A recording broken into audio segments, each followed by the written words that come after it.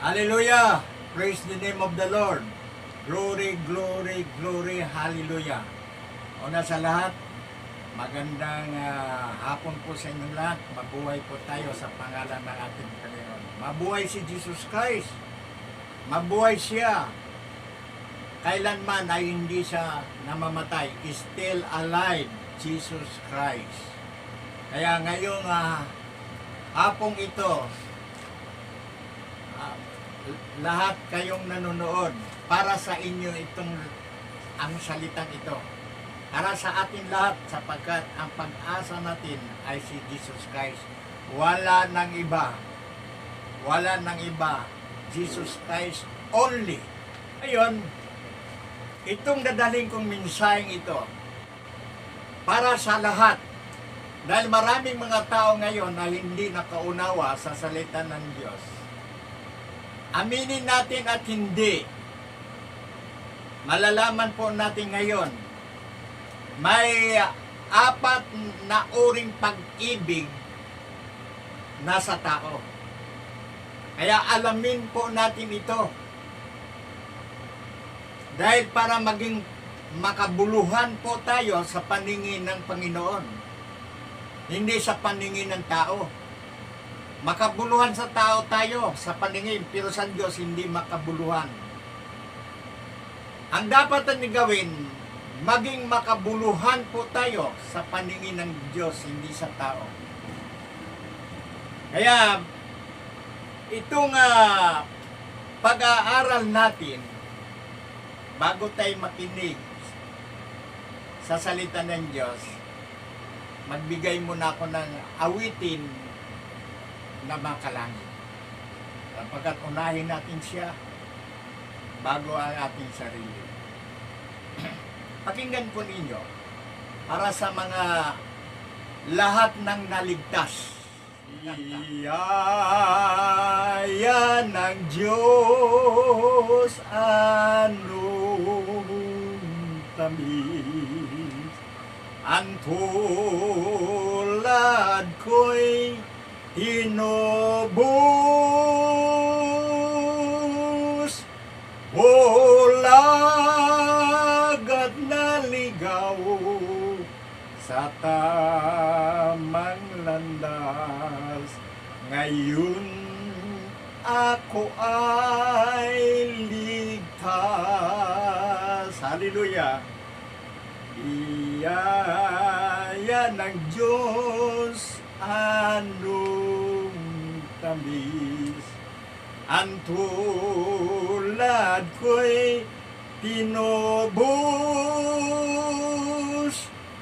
bulag at naligaw sa tamang landas. Ngayon ako ay ligtas. Biyaya sa akin naghatid, biyaya sa akin nagtuwid, biyaya sa akin nagmamasid, hanggang buhay matawid. Kung langit na makamtan ko na, liwanag ba't naman ningning, doon itutuloy, biyaya awitin hanggang sa walang hanggang. Biyaya ng Diyos anong tamis, ang tulad ko'y tinubos, bulag at naligaw sa tamang landas. Ngayon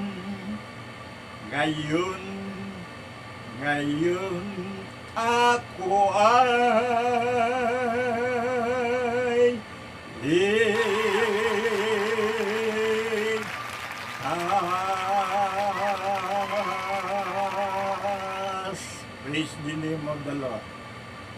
Hallelujah.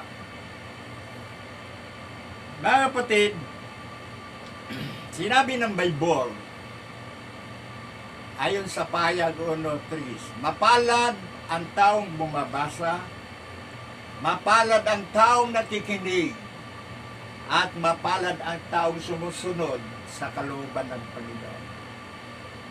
Ito ay promise ng Diyos.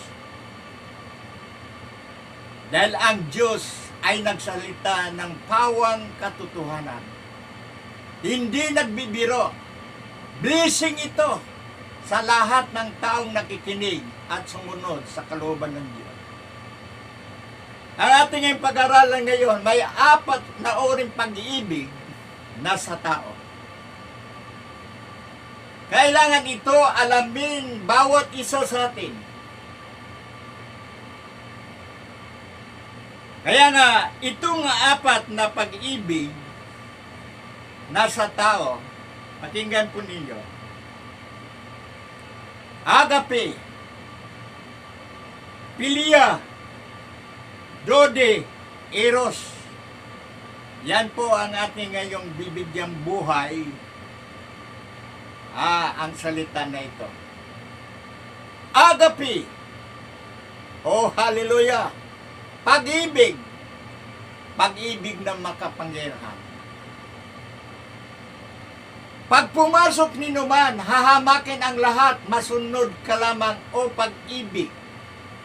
Lalo na pag-ibig sa Diyos. Iba yung pag-ibig sa Diyos, iba yung pag-ibig sa tao. Tandaan po ninyo, dahil ang pag-ibig sa Diyos, dalisay, walang kapintasan, at hindi nagbabago magpakailan paman. Pero ang pag-ibig sa tao, nagbabago. Kaya ang ating pag-uusap natin ngayon, pag-ibig na mula sa Diyos. Alam mo ninyo, maraming mga tao ngayon na nagsasabi mahal niya ang Diyos. Alright? Kahit na sino ngayon nanonood, mahal mo ang Diyos. Pero ang totoo ay hindi talagang mahal mo ang Diyos. Dahil kung mahal natin ang Diyos, kailangan susunod tayo. Sakripisyo ang pagsunod sa Diyos. Kapag hindi ka nagsakripisyo, wala kang pagmamahal sa Diyos dahil ang Diyos ay pag-ibig na kalakip ang sakripisyo. Tingnan mo ngayon, ang mga tao ngayon, bukang bibig. Mahal ko ang Diyos, pero yung sarili niya, mahal, hindi mahal. Kung mahal mo ang Diyos, mahalin mo ang iyong sarili.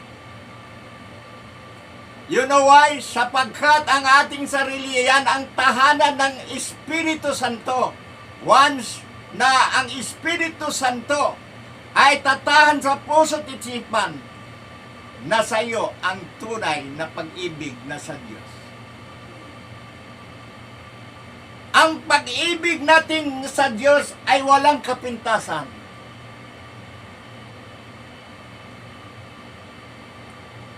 Ano masabi natin?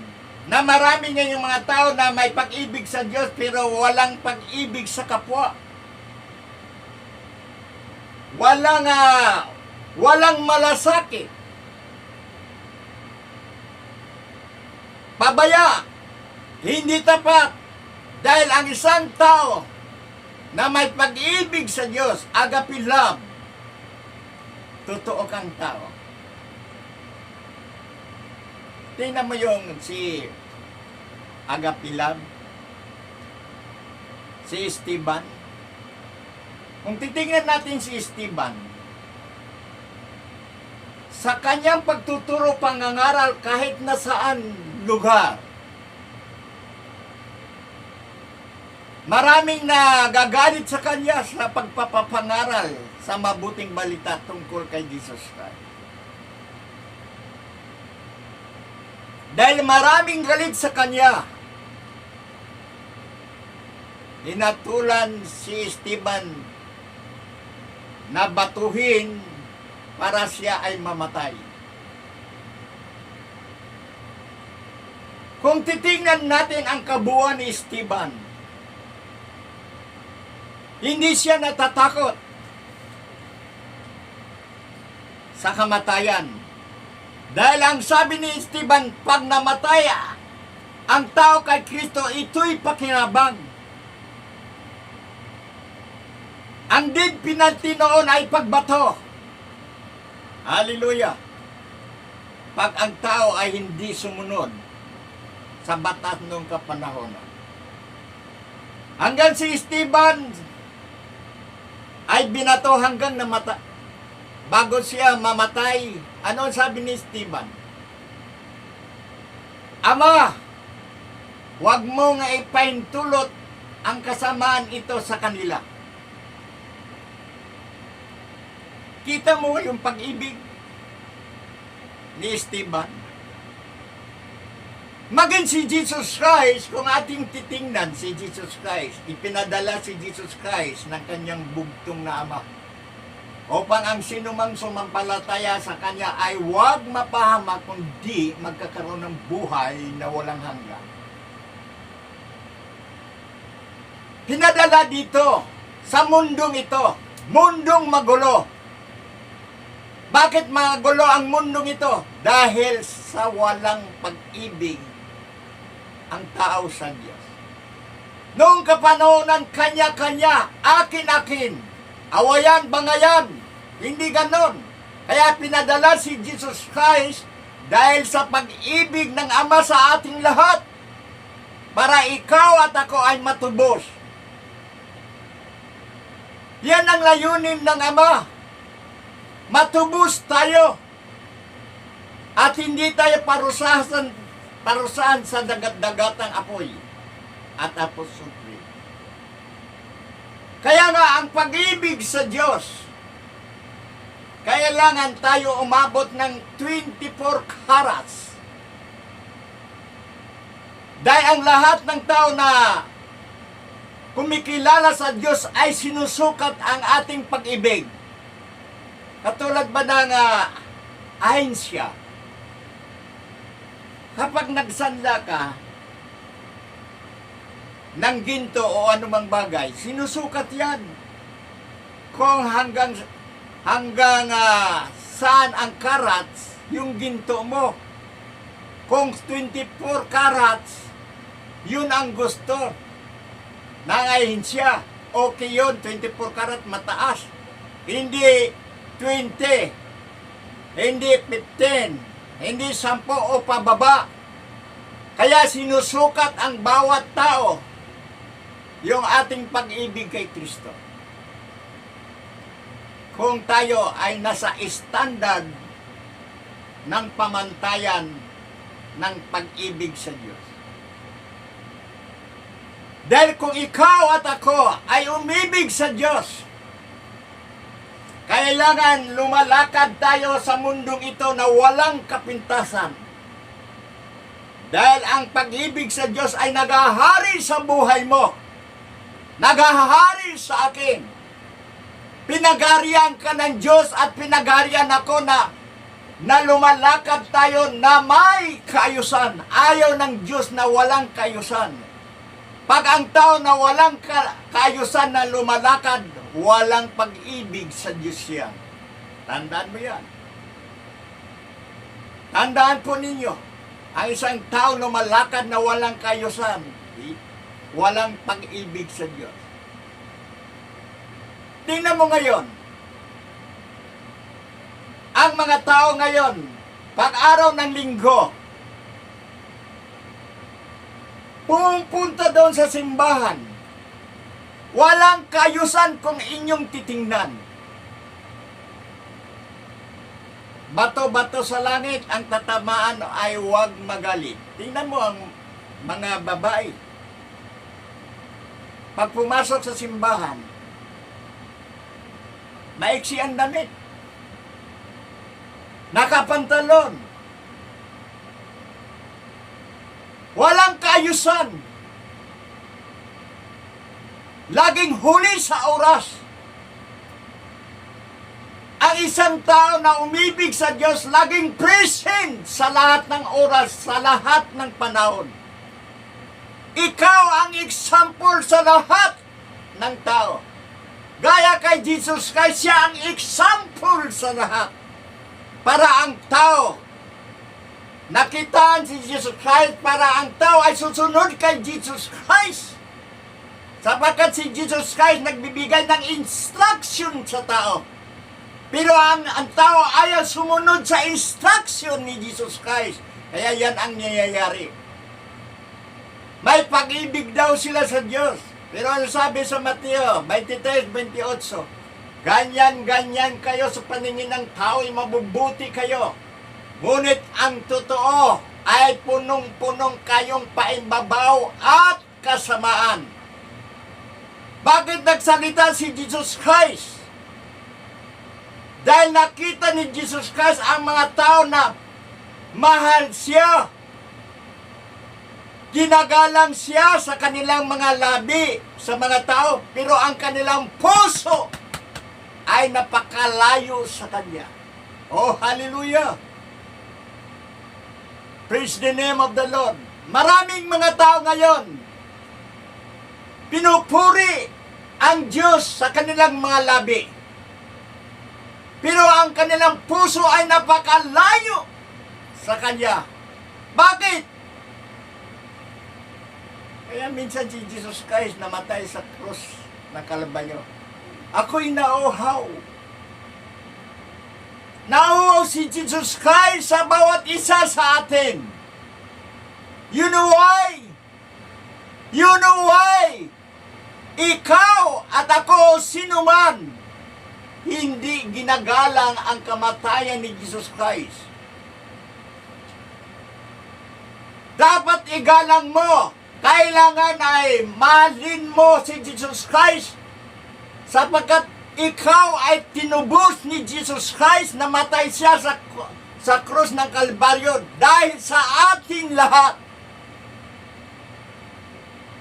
Agape love si Jesus Christ. Maging tayo rin, maging agape love tayo kay Kristo.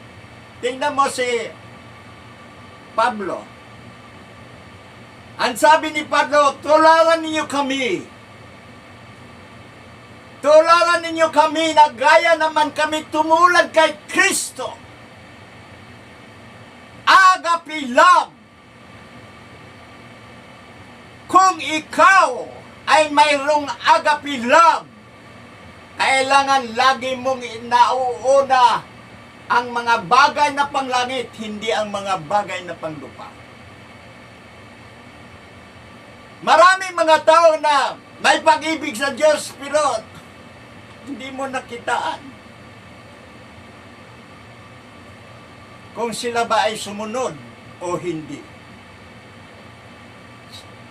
Yung katapatan, ang isang katapatan, yan ang sign na about love. Pagsunod, yan ang sign of love kay Jesus Christ. Ang magalang, sign of love mula kay Jesus Christ. Ang nakikinig ka, lagi at sumusunod, yan ang sign of love. Mga kapatid, kung tayo ay puspos ng pag-ibig, ayon sa Deuteronomio, ibigin mo ang Diyos ng buong puso, ng buong kaluluwa. Iba din yun sa Marcos. Mayroon ba tayo dyan? Dahil hinanapan tayo ng Diyos ng buong katapatan, buong pag-ibig natin sa Kanya.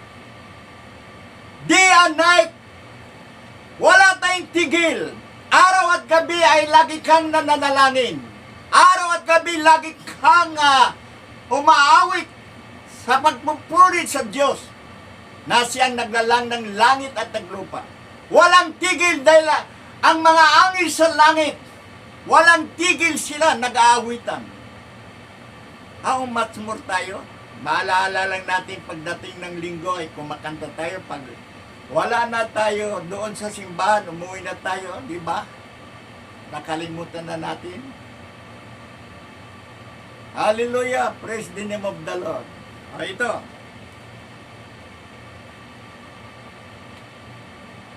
Pilia. Ang pilia, pag-ibig sa tao. Greek po yan.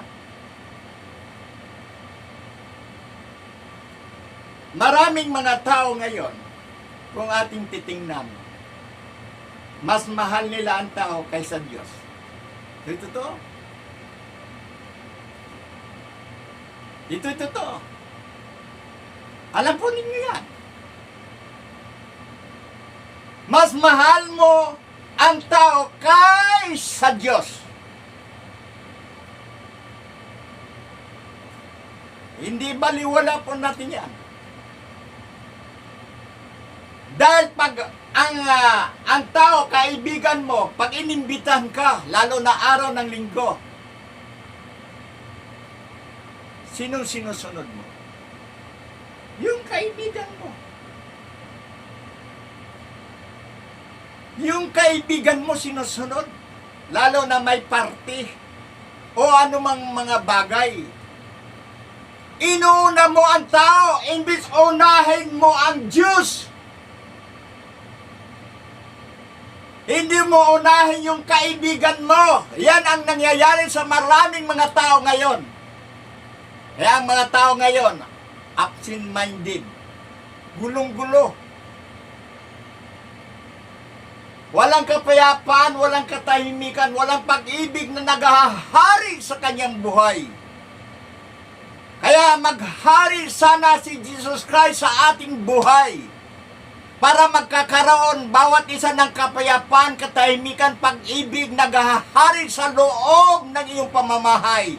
Para wala nang gulo sa loob ng pamamahay, wala nang bangayan, nagsusunuran ng lahat, nagagalangan sapagkat yan ang nais ni Jesus Christ. Tino, maraming pamilya ngayon nagbabangayan, mga pamilya. Saan doon ang pag-ibig sa Diyos? Kaya nga, ngayong hapong ito, mabuhay po kayong lahat sa pangalan ng ating Panginoon.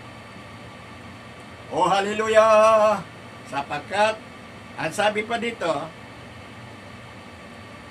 Dodi, kalayawan, ang ibig sabihin doon. Tingnan mo, ang mga tao ngayon, kung titingnan mo, ganyan-ganyan nga sila sa paningin ng tao, mabubuti sila, makadiyos. Makadiyos! Pero ang kanilang puso doon sa kalayawan. Pagdating ng pagsamba nila, tapos na ang pagsamba, saan sila naroon? Nandoon sa Mega Mall. Nandoon sa mga lugar na malalamig na bagay. Nandoon sa mga iba-iba kalayawan na makamundo. Kailangan kung ikaw, tao ng Diyos, man of God, spiritual man, kailangan isipin mo ang mga bagay na panglangit. Mga bagay na panlangit, hindi ang mga bagay ng pangkalayawan. Hindi ang mga bagay makamundong bagay. Sapagkat wala tayong maaani dyan. Wala tayong makukuha dyan. Stress lang. Si Jesus Christ ay nagtuturo para mawala ang stress bawat isa sa atin. Subalit ayaw tayo sumunod sa instruction ng ating Panginoon. Dahil ang instruction ni Jesus Christ ay nakakabuti sa inyo. Nakakabuti sa akin. Nakakabuti doon sa nakikinig. Nakakabuti doon sa sumusunod sa kalooban ng Diyos. Yan ang nais ng Diyos. Tingnan mo si Jesus Christ. Nakita ba natin si Jesus Christ ay mayroon siyang kapintasan? Bata pa, naging masunurin sa magulang. Hanggang edad ng 30 years, siya nagtuturo. Naging masunurin siya. Naging masunurin siya. Siya ang example. Sana tayo gagaya kay Jesus Christ dahil ang mga apostol ay gumagaya. Tularan ninyo kami. Naggaya naman kami tumulad kay Kristo. Woo! Hallelujah! Alisin na po natin ganyan-ganyan kayo sa paningin ng tao, mabubuti kayo. Ayaw ng Diyos yan. Alisin po natin sa mga labi. Iginagalang natin ang Diyos sa ating mga labi. Pero ang iyong puso ay napakalayo sa Kanya. Pag malayo ang puso mo kay Jesus Christ, malaya ka kung ano man ang iyong gagawin. Hindi ka kontrolado sa Espiritu Santo, kundi kontrolado ka sa kalayawan sa mundong ito. Yan ang nangyayari. Kaya maraming taong napapahamak. Yes. Yung mga tao ayaw makinig. Kawawa. Jesus Christ is coming back. Jesus Christ is coming soon. Prepare po tayong lahat. Dahil ang mundong ito ay mapanganib na. Nandiyan na ang mga sign tanda. Kabilang po ba tayo na maisama sa rapture? Ang masama lang sa rapture, yung may pag-ibig na totoo kay Kristo. Walang tigil. Walang pagbabago. Lagi kang kumikinang parang ginto. Ganon po ang nakay Kristo. Lagi kang kumikining sa paningin ng tao. Nagliliwanag ka dahil kay Kristo na iyong Panginoon. Kayo ang asin, kayo ang ilaw, kayo ang daan doon sa mga taong hindi alam sa katotohanan. Praise the name of the Lord. Kaya mga kapatid, patuloy po tayo na maglingkod kay Kristo. Yung pagmamahal na ibinigay kay Kristo, atin pong suklian. Suklian natin. Ano isusukli natin? Kabutihan pagsunod. Katapatan.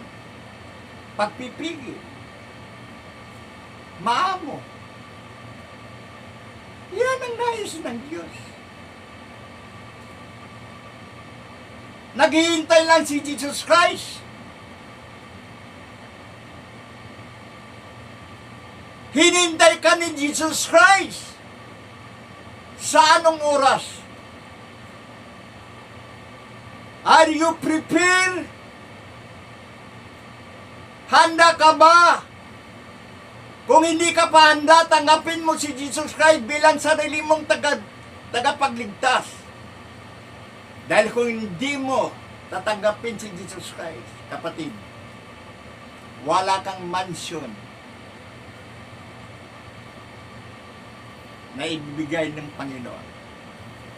Dahil ang lahat na nangaligtas ay mayroong mansion. Naghanda na ang Diyos ng mansion para bawat isa sa atin.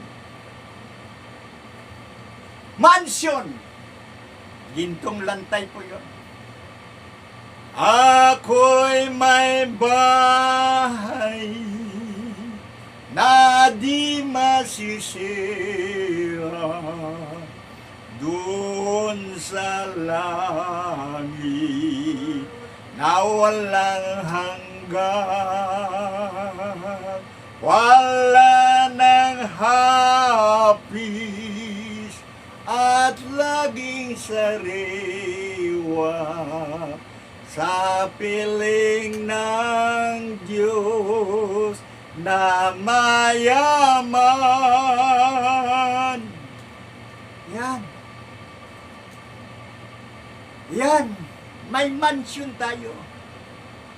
May mansyon ka, kaibigan, na hindi gawa ng tao. Gawa ni Jesus Christ ang mansyon. Pag ang Diyos gumagawa ng mansyon, nandyan lahat. Gintong lantay, tingnan mo ang mansyon na gawa ng tao. Ang mga ano dyan, dingding, mga marmol, etc. Pero doon sa langit, gintong lantay. Habang buhay na tayo doon, kung saan si Jesus Christ ay nandoon din ang lahat ng umiibig sa Kanya. Woo! Jesus Christ ay dakilang pag-ibig at walang kapintasan. Huwag natin ipagpalit si Jesus Christ ng kayamanan o anumang mga bagay. Kailangan si Jesus Christ mag-multiply sa puso't isipan. Kailangan ang pag-ibig mo kay Jesus Christ ay dumami ang bunga. Bunga ng pag-ibig, bunga ng kagalakan, dahil ang pag-ibig ay nagbubunga. Ang panampalatay nagbubunga. Kaya, ano ba ang bunga natin sa pag-ibig? Matulungin po ba tayo?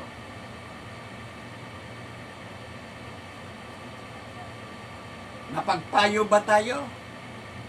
Mapagbigay ba tayo? Lalo na sa loob ng simbahan. I love you, Jesus.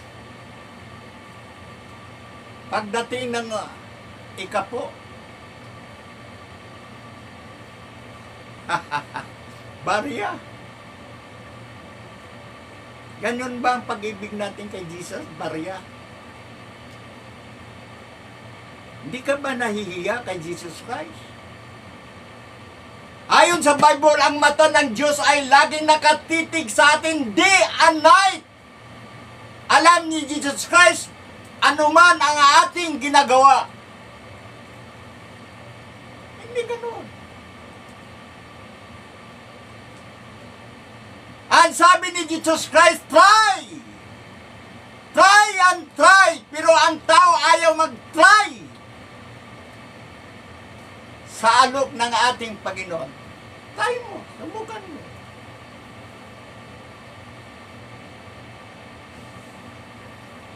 Ibigay ninyo ang kay Caesar. Ibigay ninyo ang sa Diyos kung may pag-ibig ka kay Jesus Christ. Kung wala kang pag-ibig na totoong pag-ibig, buong pag-ibig, kalahati po. 1/4. Babawasan mo pa. Hindi ganyan. Hindi makatwiran sa paningin ng tao. Lalo na sa Diyos. Magbigay ka. Anong promise ni Jesus Christ? Siksik, liglig, umaapaw na walang sapat na silid na kalalagyan. Yan ang nais ng Diyos. Pagpalain tayo ng Panginoon kung tayo ay laging nakikinig. Ito po ay gagawin ko ang mga ganitong okasyon na ito, sapagkat bilang evangelist, missionary, walang tigil. Hanggang ngayon sa COVID, wala akong tigil sa paghahayo, wala akong tigil sa tulong sa mga tao, lalo na may sakit karamdaman. Maraming pumupunta sa bahay dito. Iba-ibang klaseng problema. pinatanggap ko sila kay Jesus Christ. Sapagkat yan ang tungkulin ko na iparating ko ang mabuting balita sa kanila para sila'y maligtas. Hindi lang sa pagpapayo, hindi lang sa tulog, kundi ipinakita ko sa kanila ang pagmamahal. Kung may pagmamahal ka sa Diyos, may malasakit ka sa iyong kapwa. Totoo yan. Totoo yan. Kapatid,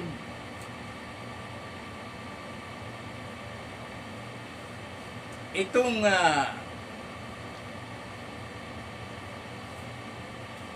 pag-ibig na ito,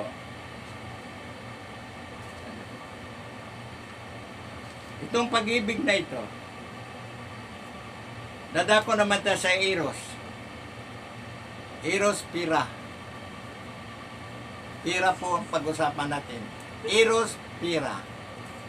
Dito tayo magtapos. Maraming mga tao ngayon kailangan nila ang pira. Yes. Hindi pwede puro spiritual lang. Kailangan may money din. Hindi ka makakilos pag wala kang money. Ang tao na walang money, makilala mo. Kulot ang lululugo-lugo, masakitin. Walang peace of mind ang tao na walang pira. Laging stress. Pero pansinin mo ang tao. Pag may pira, makitaan mo sa mukha, masaya siya. Ha? Nagpapamirinda. Tumutulong sa anumang bagay dahil siya ay masaya, dahil siya ay may pira. Pero hindi ganon.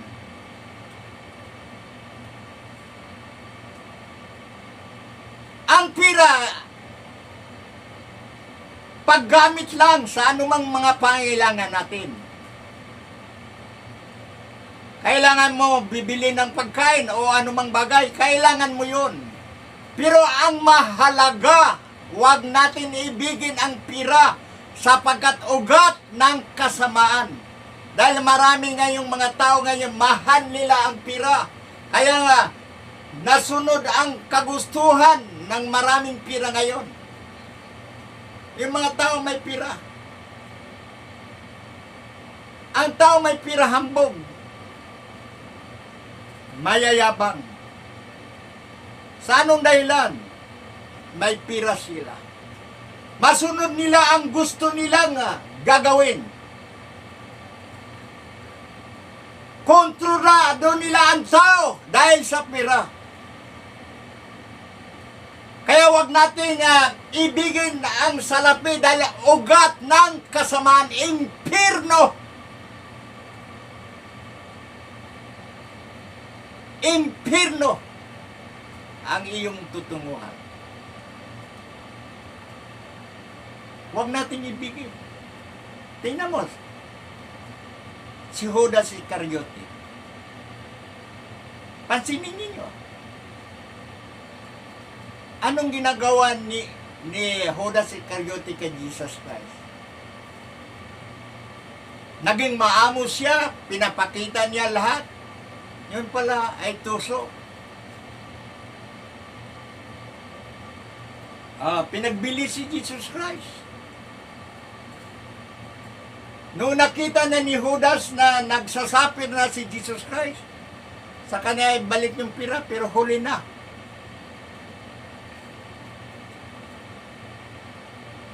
Huli na. Ganon ang tao ngayon. Huwag tayong mapagmahal sa pira. Unahin natin ang kanyang karyan at ang kanyang katuwiran. Ang lahat ng bagay ay pawang idaragdag sa iyo. Pag binigyan ka ng blessing ng Panginoon, tulungan mo. Dahil ikaw ay man of God, spiritual man, tulungan mo. Ibigay mo ang para sa Diyos. Sapagkat kailangan niya. Kapatid, sino man sa inyo, kung mayroon tayong attitude na ganon, alisin na po natin yan. Kapag hindi tayo, magkakaroon ng blessing, pagpapala mula sa taas. Mahal ko kayo. Kaya nagsisilita. Wala akong tigil na. Naumpisa na ito. Wala na akong tigil sa pagtuturo, sa pagpapangarap. Ngayon, hanggang dito na lang. Ito ang masabi ko. Sino sa inyo ngayon na may sakit karamdaman? Diabetes, high blood, cancer, o rheuma, anumang uring sakit, karamdaman, ilapit natin kay Jesus Christ. Manalangin ako para sa inyong lahat. Pagpapala, financial lahat. Manalangin tayo sapagkat ang sabi ng Diyos, humingi kayo at kayo bibigyan. Kumatok kayo at ang pinto'y bubuksan. Ihuhulog ang special blessing bawat isa sa atin na may kahilingan. Ano man ang inyong kahilingan ngayon, panghawakan po ninyo. Dahil ang Diyos ay nasa iyo. Emmanuel. Ang ibig sabihin, Emmanuel, nasa iyo ang Diyos. Nasa inyo ngayon ang Diyos. Ngayon. Ngayon, panghawakan po ninyo ang promise ni Lord. Hindi tayo bibigoy. Mawala man ang langit at ang lupa, pero ang salita ng Diyos ay hindi nagkabubula. Pagkaloob talaga yan ni Jesus Christ. Taas lang po inyong kamay. Yung may sakit karamdaman ngayon, ang sabi ng Diyos, subukan ninyo ako. Ngayon, sa pamagitan ng panalangin ko, tatanggap kayo ng blessing ng kagalingan. Yan ang promise ni Lord. Bago ako manalangin sa may sakit karamdaman, habang nakatayo kayo, manalangin po kayo, taas niyong kamay habang ako'y kumanta. Pagkatapos na ako'y kumanta, saka na ako manalangin pangklatan. Alam kong may magagawa ang Diyos. Hallelujah. Alam kong may magagawa ang Diyos.